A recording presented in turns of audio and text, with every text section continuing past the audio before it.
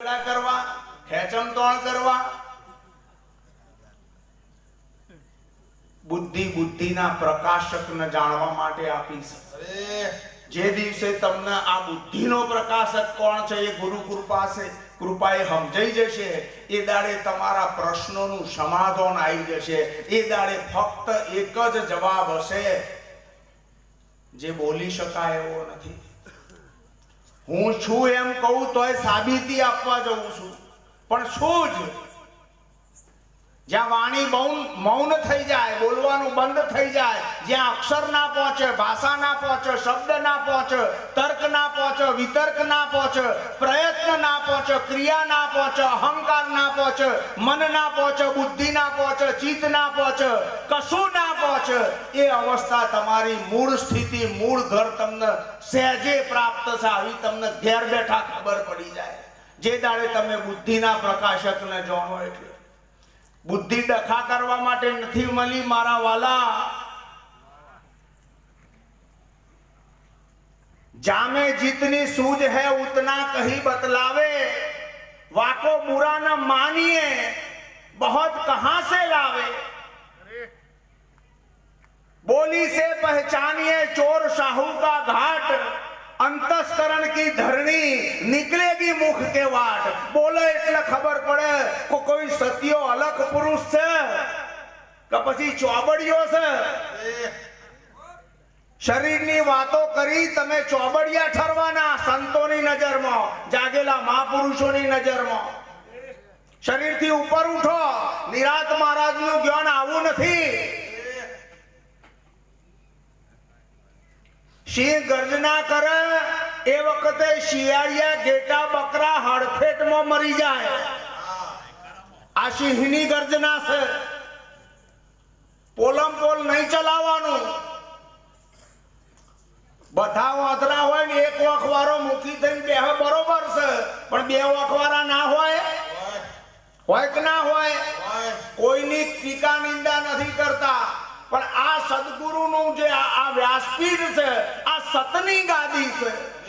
અહીં અસત ચમ આદરો છો? કોને સમજાવવા નીકળ્યા છો? કોણ નથી સમજતું?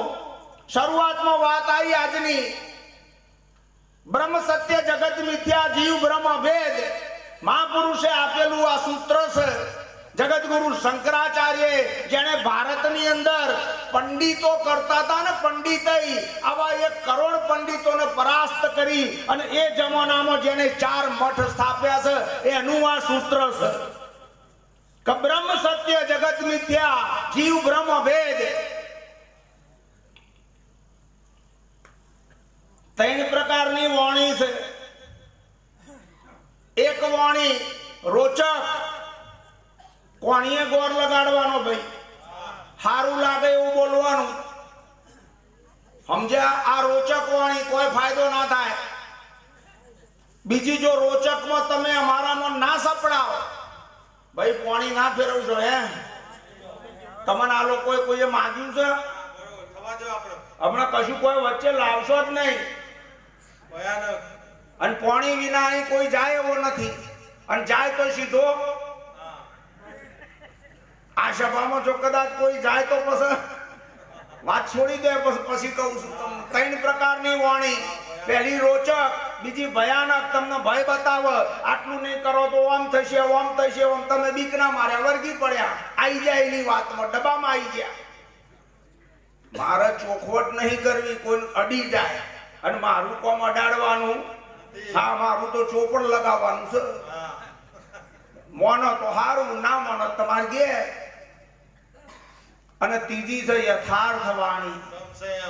જેમ છે એમ કહેવાનું. એક શબ્દ દોરા વાર ઉપર નીચે ના થાય. તમે સદગુરુને કેટલા સેવ્યા છે? સદગુરુની વાણી આ છે. શરીરની વાતો નહીં કરવાની. સતની ગાદી ઉપર આયા પછી નિરત મહારાજનું જ્ઞાન આવું જ્ઞાન નથી. હા, મજબૂરીથી શરીરનો સહારો વાણીના ઉચ્ચારણ માટે, સમજવા સમજાવવા માટે મજબૂરીથી લેવો પડે. એનો મતલબ એ નથી કે શરીર ઉપર ઉઠો મારા વાલા, ઉપર ઉઠો. નિરતનું જ્ઞાન આવું નથી, કાચું પોચું નથી. વ્યવહારિક વાતો નહીં કરવાની.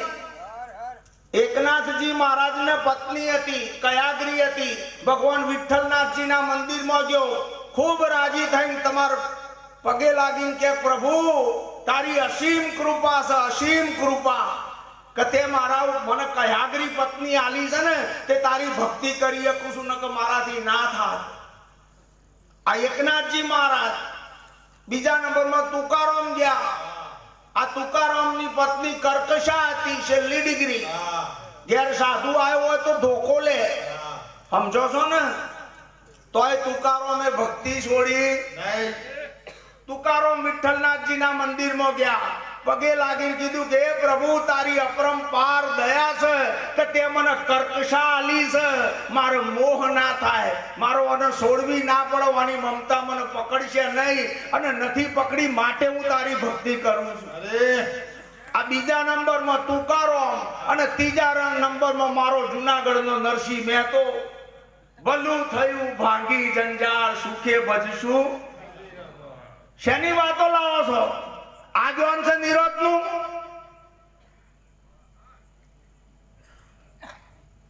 પ્રથમ